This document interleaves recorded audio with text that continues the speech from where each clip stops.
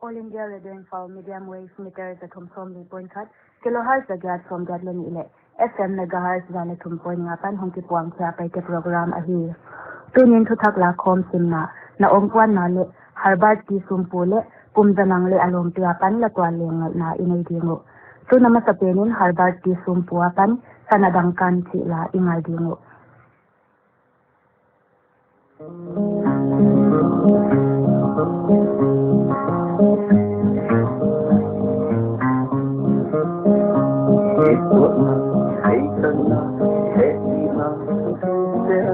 Kanadang kanalelo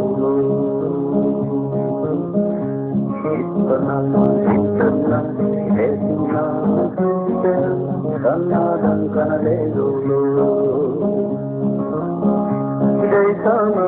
manolo today sana price late today sana manolo today sana today mahal today sana edina Kanadang kanalelo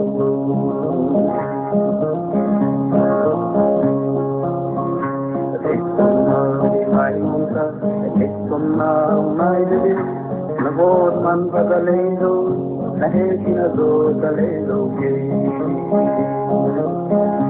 Desana manolo desana priceless desana manolo desana dukite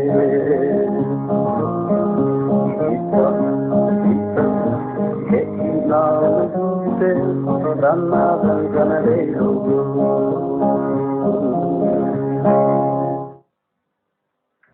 All India Radio Info thuthak la khom asim tu Grace dangai kim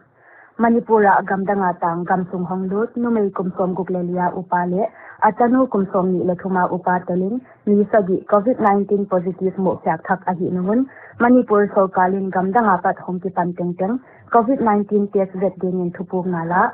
Dana positive mo chak thak nu tate ahi le Kamjong district apat hiwa amaute tu khani from legokin Delhi apat Manipur honglo tu hi Manipur Health Department in Manipur honglo chekma entry points le district screening center ti a screening nei te bana quarantine koi ahi mawa CMO ki thwapi na to DC in a blood sample te o ala khom jinga hi thi in danin su swa bol hi asama zanin Mumbai apat hongtipan khani a upa nawnget khattelin COVID-19 positive ni som lilani omde asam gama dani khathua positive omde tamni pen ahi Assam Health Minister Himanta Biswa Sharma in case thak som lilani telaka som thumla sadi te state sunga quarantine center tontoma khomina mu chin den Mr. Sharma in again na a Assama COVID-19 case dale som ngale sadi omta a chaite laka active case dale som omta chi hi hainat na jakin mili sitawa ni som lile khat dam siamin damdoi in nusiaw hi Meghalaya Legislative Assembly reassemble budget session 2 ni in Kipan. Meghalaya Chief Minister Conrad K. Sangma in Assembly Agriculture le Labor po apadin dan gen khom hirin clean gen kumsang ni som ni le khata din full budget leng rai session pass hirin vai home na len lew Meghalaya Democratic Alliance le opposition member 10 COVID-19 ci pitung tang telin thuboy poimo tak tak gen khom ding hi Zanin Tamil Nadu apat hongkipan ni khat a positive jakin Meghalaya a COVID-19 case somleli omta. Sai tenglaka ni somleni dangta in active case khat omlel. Meghalaya a COVID-19 positive masapian sitahi. Assam Sarkarin economic activities sudjok non ahi thaina dinin panla thiin Assam Chief Minister Sarbananda Sonowal Lingden. Mr. Sonowal Ling Guwahati a thuthak saite kyanga again na Lowball Mile Agriculture Entrepreneurs Ten Lockdown Hunsungin Gamsung Buntuan Tuama Vidal Sia Zathum Som Ngale Sadi Hudin Agriculture Product Thon Sia in Sumdo Na Hol Tak Tan Sia O Chihi Sai Huna Low Na Set Maani Kivak Na Dia Tang Din in Twilight Chief Minister in Han Thon Hi Meghalaya Sarkarin Zanin Cyclone Amphan Mai Twa Dinga Tigin Khol Na Enkit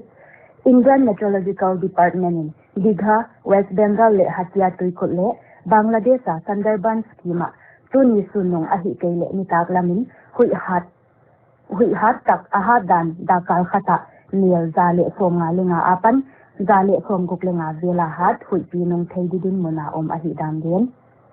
Arunachal Pradesh Kalin Khali Dai Ding Antang Mon Singli Toksa Nei Lockdown Hunsunga Buaina Omle Zakhiring Planning and Investment Commissioner PS Lokhande in Adena Solkal Mo Puak na Poimo Pen Ahile Lockdown Hunsunga Gamsung Kilsia Mi Tengne Tomle Poimo Te Yakyak Ahi Chihi Tu Khani Khatapan Northeastern Frontier Railway in Srimak Special Train Sa Zale Som Zangin Gamsung Muntuan Tua Matang Migrant Noi Khat Point Khat Viel Abikin Bihar Te Amau Omna Gamsia Ta Non Lut India Malswa Bialgam Assam Manipur Mizoram Le Tripura Train Station Tuan Tua Ma Mipua Rail So Methum Tung Here Tu Nyadi Nga Tutak La Kom Isin Thak Thei Hai Tinga Here Tu Nabana Pumzanang Le Alom Tiapan Kazal De O Chila Ingai Non Dingo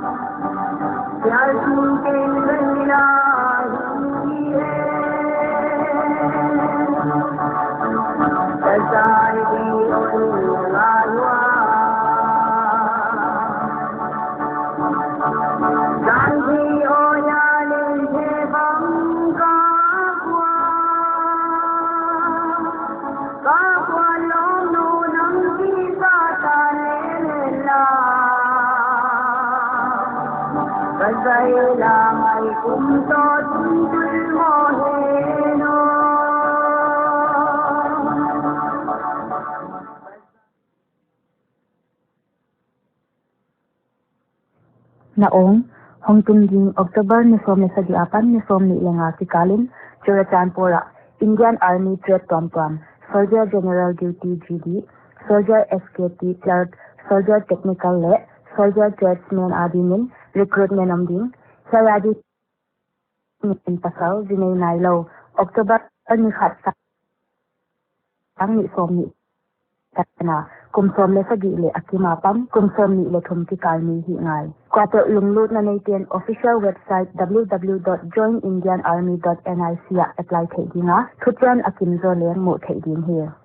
Hongkong din July August le September tiangin Shillong Ambala Lucknow Jabalpur le Delgiama Women Military Police Recruitment Omding Tiaradingin numay pasal nay nailo kumsom le sagi le akimapan kumsom ni le khatikal ni hi ngai Thupian akim do thei uten official website ta at thei ding kwa pe lunglut na nei ten www.joinindianarmy.nic.in April apat June khatan online tungton apply thei hi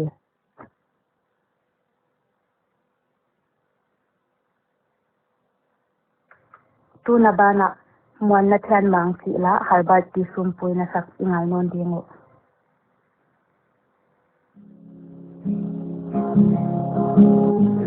Lê ghi vâng na đi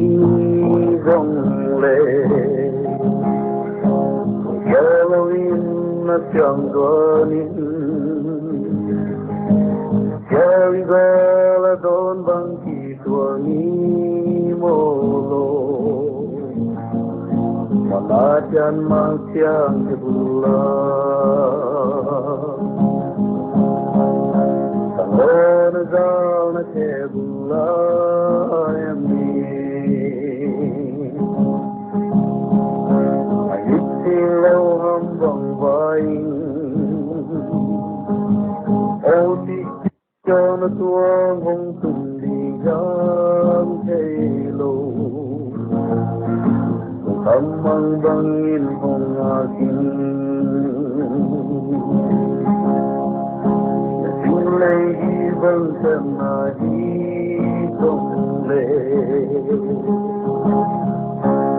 Halloween na siyang guanin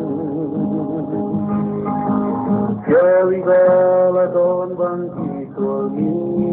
molo Wala dyan masyang sila Kung siyang lahondong lawa Kung siyang lahondang lawa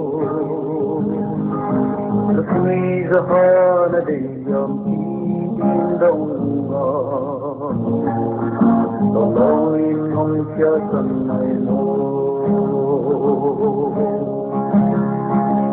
Xin lấy vâng chẳng là đi rung lệ Halloween nó chẳng rõ nhìn Ô tích cho tua ngôn sùng đi gam thay lô Âm mang băng hồng ngạc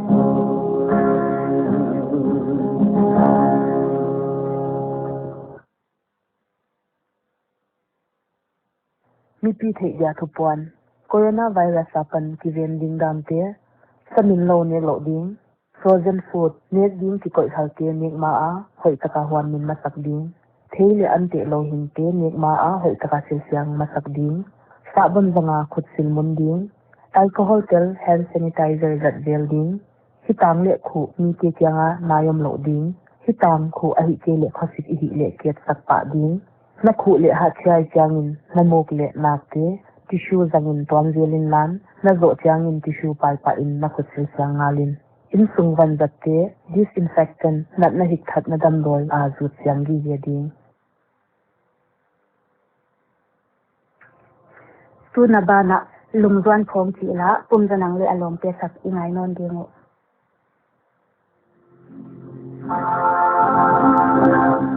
Lungzwan mai dam cha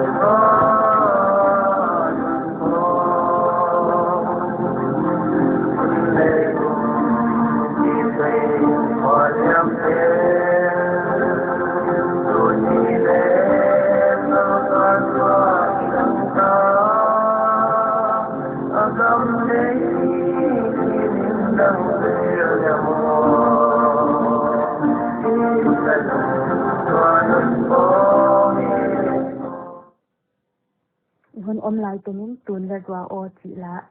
pum zanang le alom tiapan ingai non ding